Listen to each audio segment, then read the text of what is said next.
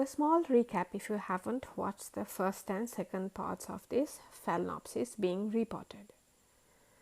From a degrading sphagnum moss media, this was immediately rejuvenated and repotted into fern root, which is also airy.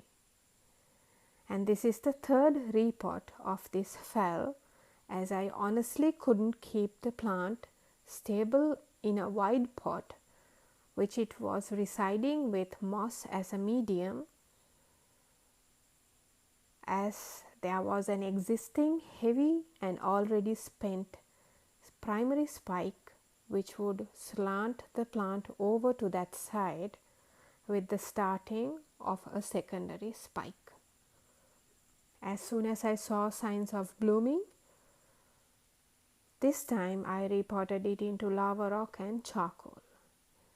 Despite all what the plant went through, this phal stress bloomed, and I needed that because I wanted to see how the flowers look in case this didn't make it in the end. Yeah, I know it wasn't a very wise choice from my part, but if you remember, I have already advised you I like experimenting.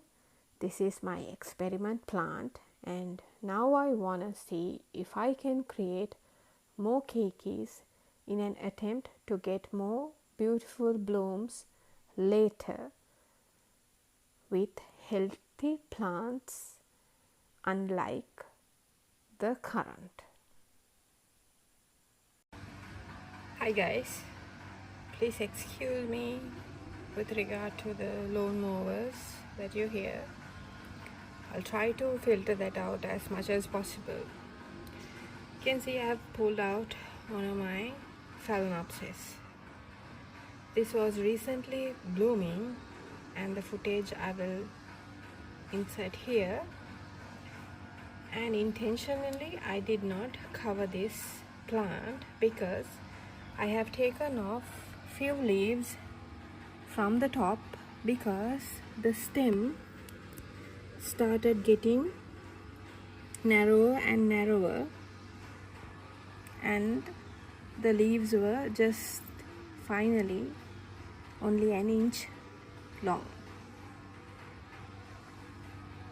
Initially this must have suffered a crown rot. This is a free orchid I've got. I did not film it because I had plans for this. Because of the dehydrated state it had upon receival to my care. 3 months ago, when I did my Phalaenopsis repot first part, you can check it out here, I have covered how I rehydrated this Hoya by dunking it in Mega Thrive. When the leaves were getting shorter and narrower from the top, this was already suffering a root rot from the bottom, leaving only 2 roots, one in the media and one aerial. For safety precaution, I surrounded this with fern root, and this started developing another tip. And finally, when the blooms fell last night, I knew that's my opportunity to pull this out and check what's going on, because the bottom 2 leaves are lankier than ever and one is also yellowing.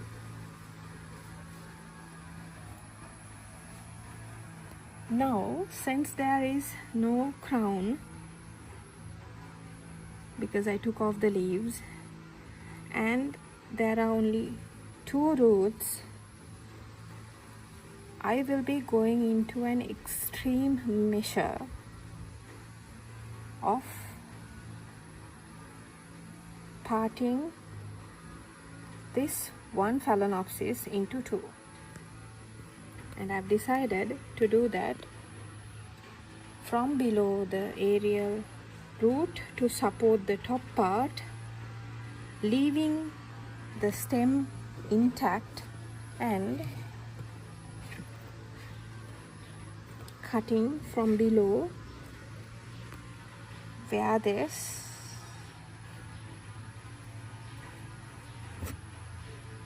stem joins the spike. So I have to be extremely careful because this is the most dangerous territory and I can easily lose both the parts of this Phalaenopsis by doing this, because their only lifeline would be this root for the bottom half of the phal and this aerial root for the top part of the phal. And by leaving the stem intact, I want the plant to absorb its energy in its recovery with this aerial root. So here it's very hard to safeguard this leaf when I am making the cut over here, because I'm gonna go below this node where the spike ends, because I want to safeguard the spike for energy absorption to the top part of the cutting I'm gonna make. The below I can also take off further, but since I do not want to jeopardize the health of this Phalaenopsis, I will not take off any of this part of the stem. I'll leave that for the plant to decide, because the more leaves I can keep would aid in the food production of this Phalaenopsis, so this will create new keikes. There's no chance that there will be new leaves other than keikes when you make a cutting through the stem.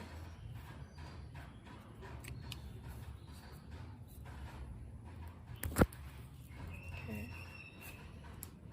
So let's see where I can make the cut the easiest.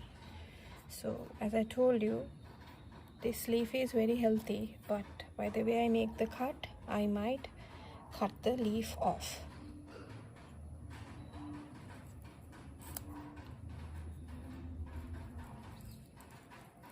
And my secateurs are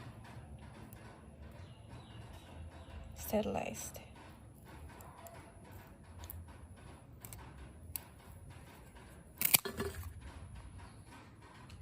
Okay.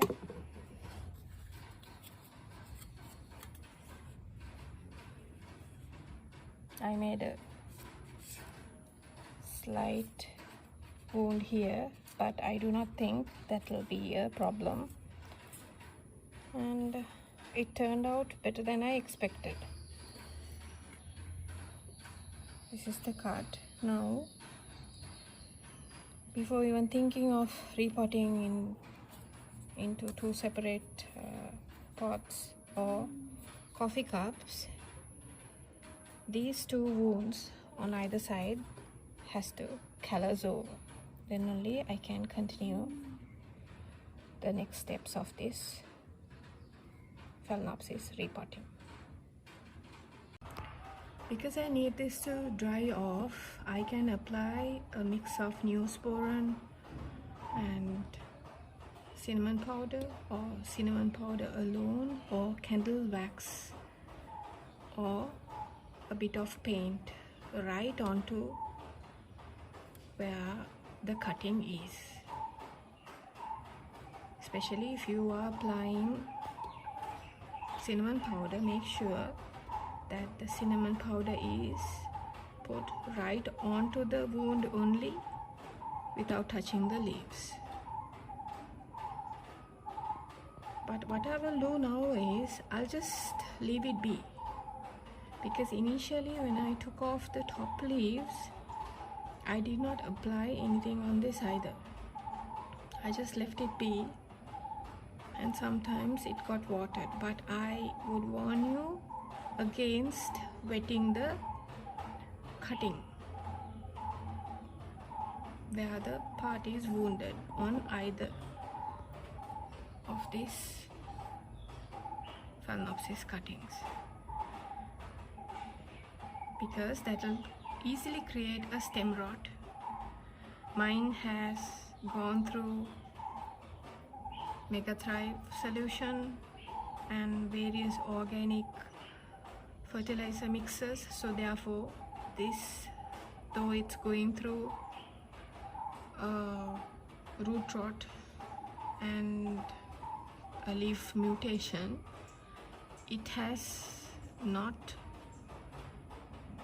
severely degraded in its state. It has remained very healthy and bloomed also.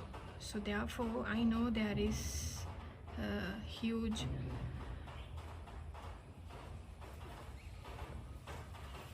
health, so I know this is very healthy. But your plant may not be very healthy, and if it's going through a root rot or a crown rot, do not do this unless the plant has been with you at least for over an year, because then the plant has accustomed to your surroundings and gained somewhat bearing in your media and has got the full opportunity or somewhat opportunity of the fertilizer that you're providing it. Today I decided I would water the roots a bit, and this is how I'm doing it. This piece, when you lay over the cut at the crown, is facing up because the spike is pushing it down. So therefore the cut is not getting wet because it still has to get calloused over, but the root is very green and the root tip is remaining. There are somewhat dehydration signs in the leaves, so I have to keep this hydrated. Looking at this cutting, this is the bottom part of the Phalaenopsis. Initially I dunked it into the same water, but because the bottom part of the crown, I perched it up in a small bowl, and I also let the leaves get into the water because it's kind of dehydrated. If you remember, they were already dehydrated and this leaf was yellowing. This can still be a hit and a miss. Okay. But I am hoping for the best, and if this works, I will definitely show you.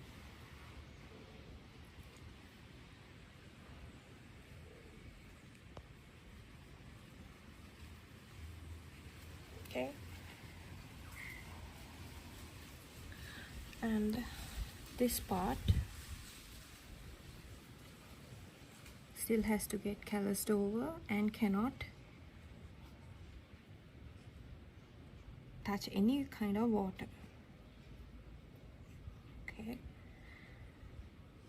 Because this is also a first experiment for me of this type, I will never be wetting this part even if it gets calloused over. Yesterday, Sunday, when I did this video, it was the 28th of August, I told you that I took off leaves from here and nothing happened. That's when the plant was one.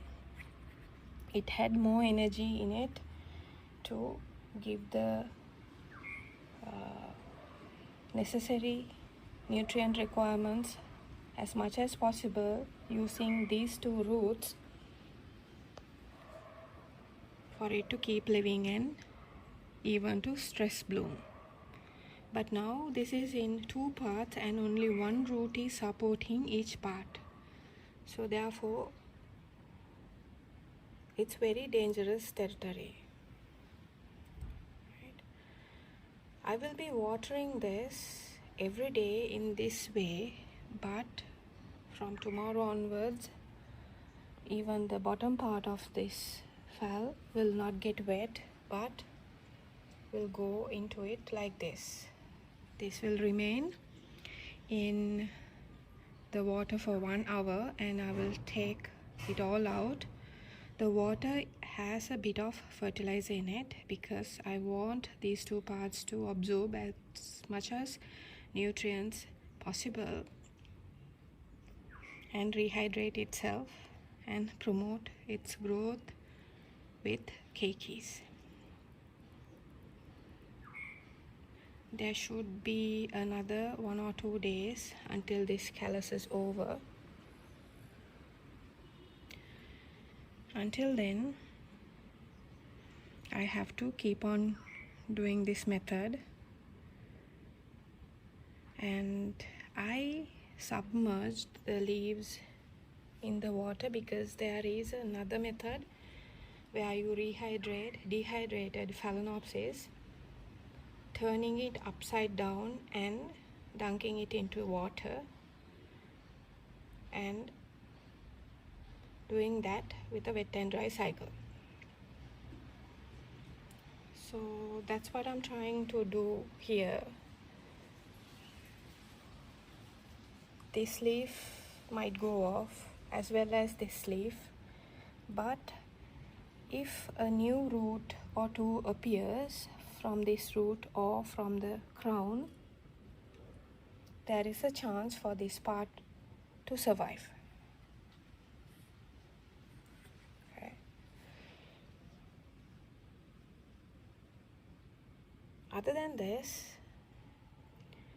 the top part has the most amount of chance of survival because this is the most less dehydrated and because this root has a growing tip already. So therefore this should not be submerged in a lot of water, but receive a wet and dry cycle again, and it might wet and die also to see a better chance of survival. It's Friday and I'm in the shade because it's too sunny. I do not want any part of this phal to suffer any more dehydration than it already does. I'll show you the cutting. It's healed, although the root is a bit scratched from here. You can see that it has elongated. No problem here because I've taken only leaves out of this, and this also is the same, although there are cuttings. Those are mechanical damages from my end. The cut is healed and the one root is moistened. Both these parts were under a wet and dry cycle where I only let the root be in water when I was watering it, and I let it soak for some time. Now it's the time to repot, but before I do that I need to show you this pot. I will not be utilizing this because it's too big and I need a somewhat narrow but a very bit deep, not so deep. So these, are 600 milliliter coffee cups. So I need somewhat that size to keep this straight once in the pot. I'll show you how I do that. And I have large grade to medium grade mixed lava rock and charcoal with a piece of fern root at the bottom of the cup.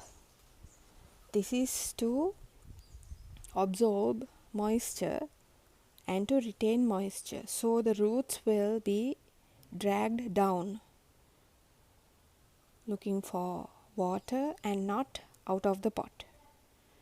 Because these cuttings are very short, I need them to be held securely into the pot which I am giving them without dangling or without toppling over. The leaves are pretty wide and long, so therefore rather than this cut which has a long bottom stem which I kept, this does not have that. So I would definitely need a coffee cup with something to hold this in. I will show you how I do that, and at the same time you can see that this coffee cup has fern root which is very fluffy now because it's totally dry. I washed my media, they are draining, and when I water this, I will be only trying to water from the bottom, that is to wet this moss. Okay, and I have some very small pieces of charcoal also for the top layer, and some pebbles also to give it much more security than it already has, because weightless charcoal pieces tend to move, so the most weightless pieces will be at the top of the pot, therefore I need the pebbles. Let's get to the repotting.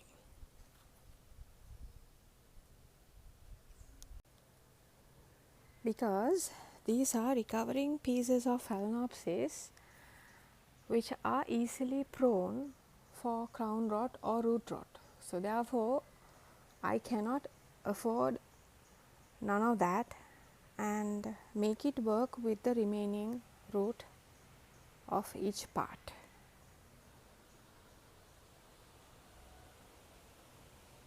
Since this part has a long root,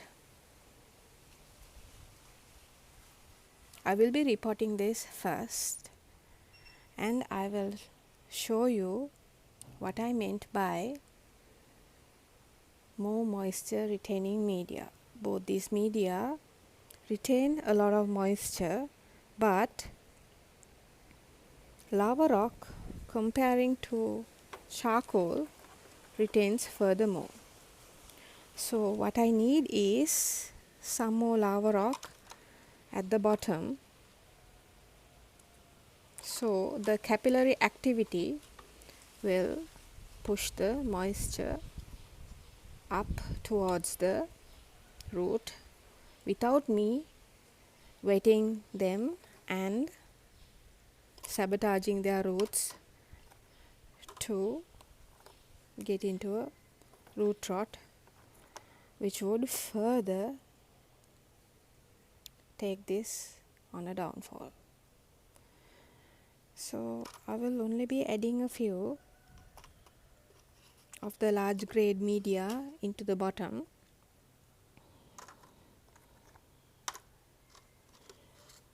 This also will keep this very airy,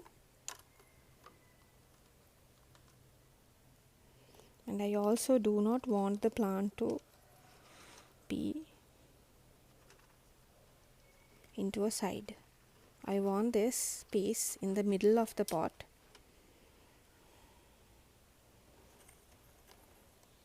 so the roots can stay inside the media without coming out through the aeration holes. Now I will be adding these, the smallest grade charcoal and lava rock.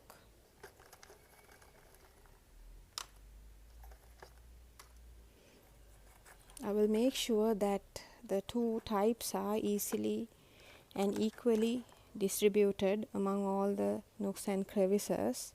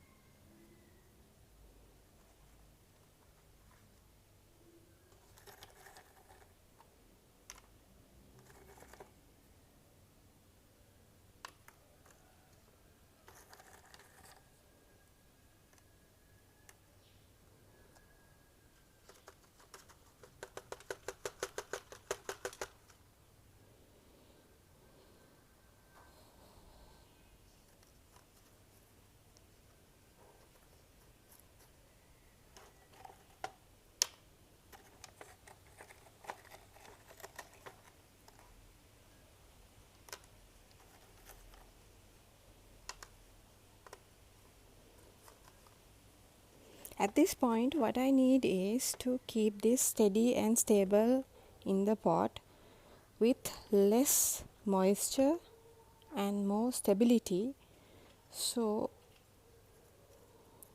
from the stem or from the crown more keikis will appear.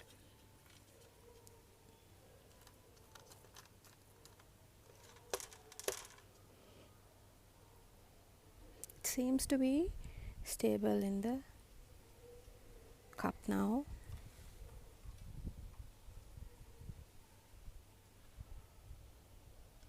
Okay.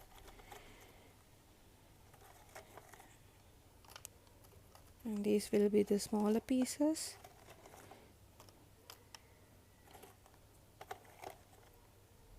Which I'll be adding around.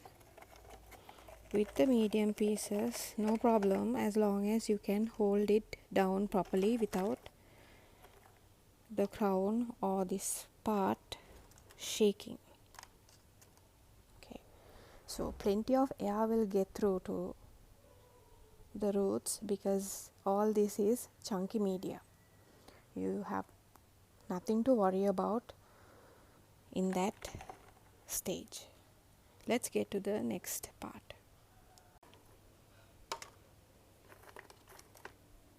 Same layering as the previous, a bit larger pieces.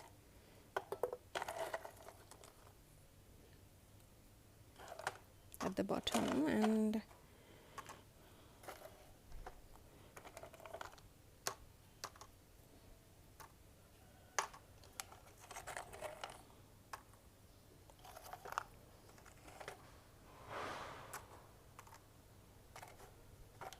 and I've kept the top piece inside because I do not want the root to get damaged if accidentally I drop it. Let me get that.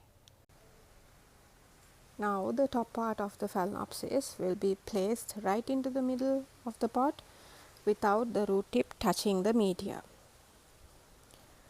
Although This is an aerial root. This has been growing into the media in my previous setup when this plant was one. So therefore I do not have a problem or scare that the root tip will drop. I do not want to break this now. So I am planning on just gathering media from around so it will be held together. At the same time, for that purpose, I will be utilizing these two sticks.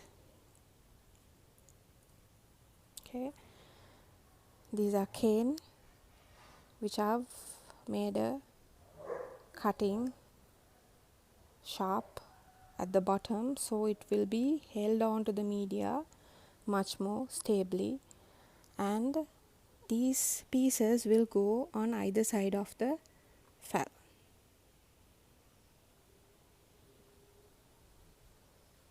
I will do this off camera and I will show you because it's only me who's filming this today, and with one hand I cannot do that.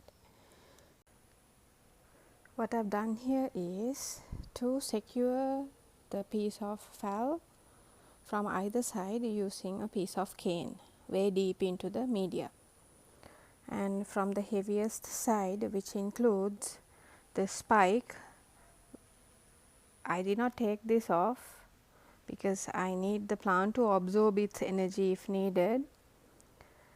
I need that heavier side to be stable, therefore I tied it to the piece of bamboo. From the other side, nothing is holding the bamboo. It's just way deep in the media but giving stability to the bottom of the phal to stay in place. And I've added some smaller pieces around this. Now it's time to add the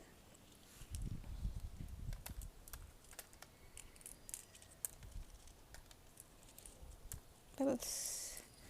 Pebbles will be added irrespective of this being stable, because this obviously gives more stability to the pot. And then my repotting is done. We are only to water this like this. You saw me adding the fern root piece at the bottom, so it's at the bottom, therefore what I will do is I'll just dunk this a bit. The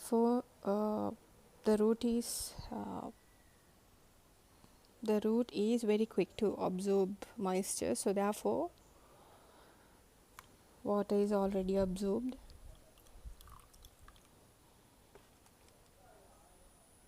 Same will be with this.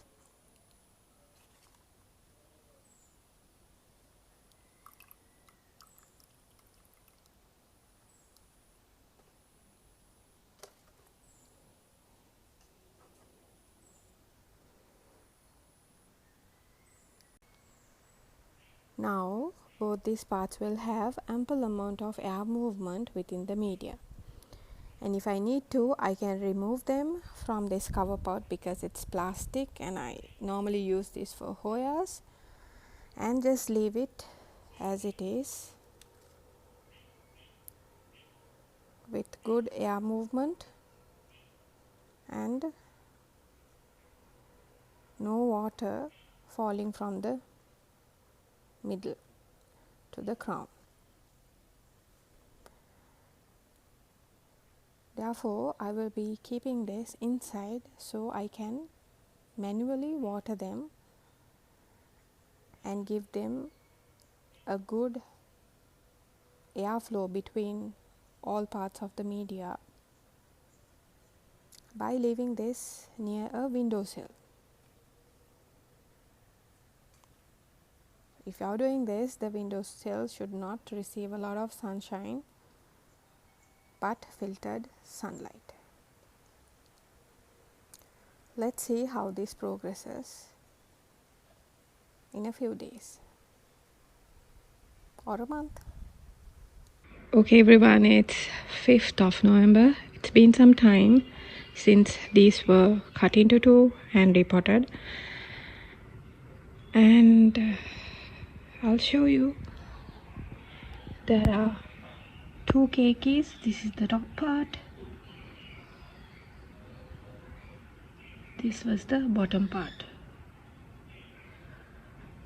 For both the parts there's one keiki each, and I am wondered why the bottom part, which has the keiki, is the biggest of two. That's because the bottom part had the very most bottom roots, while this had one aerial root, which you can see from here, which is jutting out.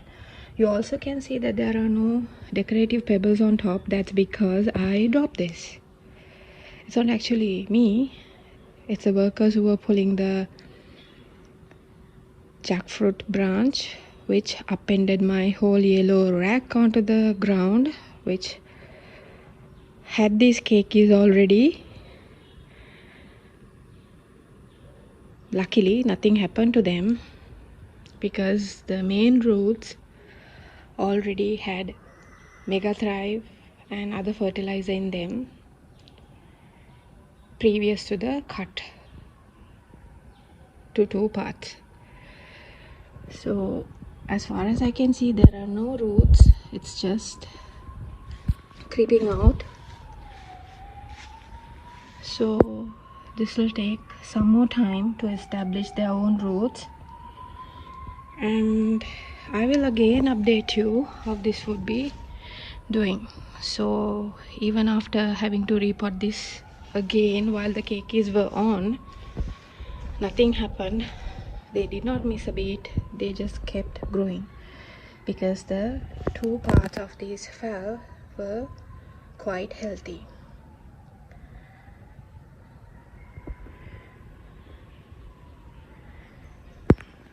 I will show you how they are doing, and this is total rainwater,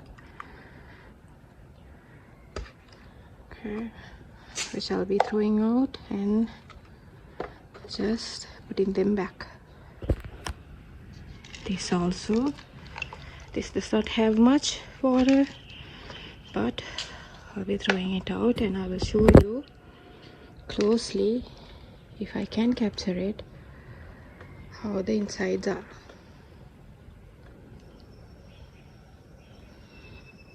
It's not very clear, but that root, which you can see way inside, is not from the keiki but from the mother plant.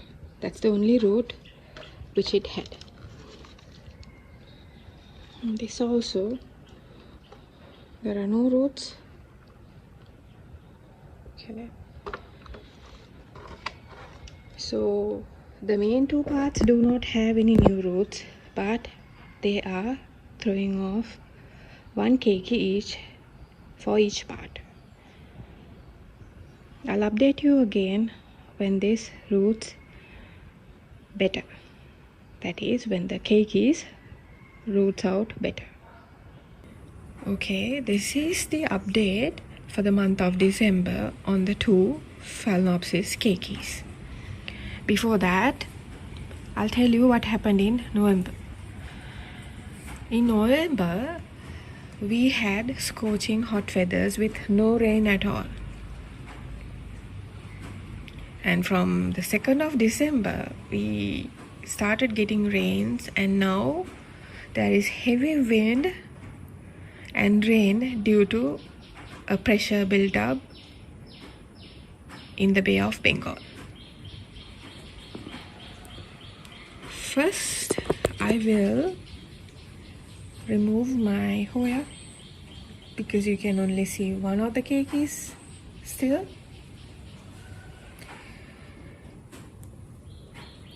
This is pretty much nicely sun-stressed. I'll just remove this. And now you see both the keikis. This is the top part. This is the bottom part. and you can see that the top part, the spike is being absorbed into the keiki, and there are 3 leaves and roots also. Okay, all these roots now you see, I'll get this closer, of the keiki.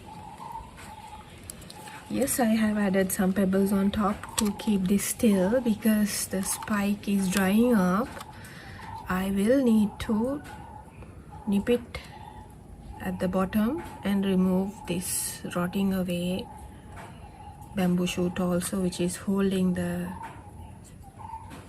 spike stably in the pot, otherwise it would topple over. Previously the keiki was pointing downwards, that's why there's a bit of this part was a bit hollow because I removed all the media from that side, but since the sun pulled it up facing the light, I added a piece or 2 of charcoal into that to cover the gap. Let's see the other part. This is the part which is doing the best. This also have roots. What you can see brown with the root is the old root from the mother stem, but the other roots, if you will see, one cropping up from the left and one already has cropped up from the right, and there's another at the bottom. There are 3 there, and there's one more creeping out from through the leaf here.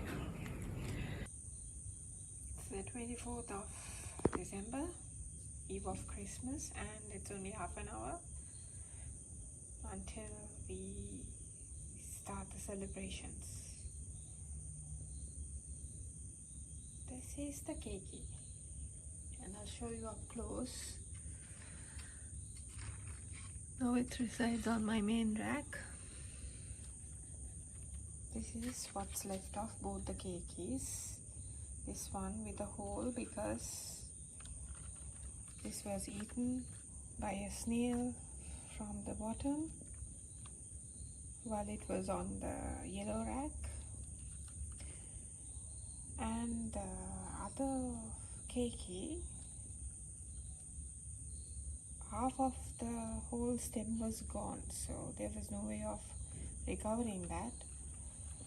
I repotted it and it's doing fine. It's holding its ground because it's only the topmost leaf which has got eaten by the snail.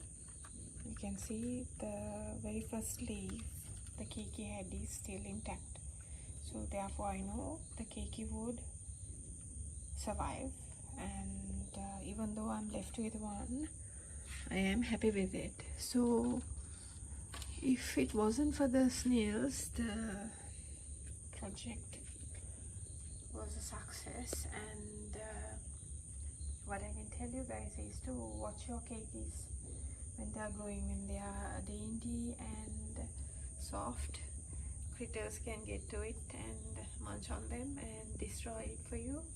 So that's the crucial time that you have to watch. And I wish I had more time until its roots became longer. However, triggering keikis was a success after cutting the orchid into 2 parts. So therefore, if your plant is in trouble and if you have experience growing Phalaenopsis orchids especially, you can try that and see for yourself if you can create more keikis or babies out of your dying plant by parting the stem into few. I hope I was able to give you guys some information regarding how you should go on with promoting your keiki. If there are questions, guys, as always, please do drop a comment. I'll be happy to answer all your questions, any question or any doubt you may have. Until my next video, Merry Christmas and Happy 2023.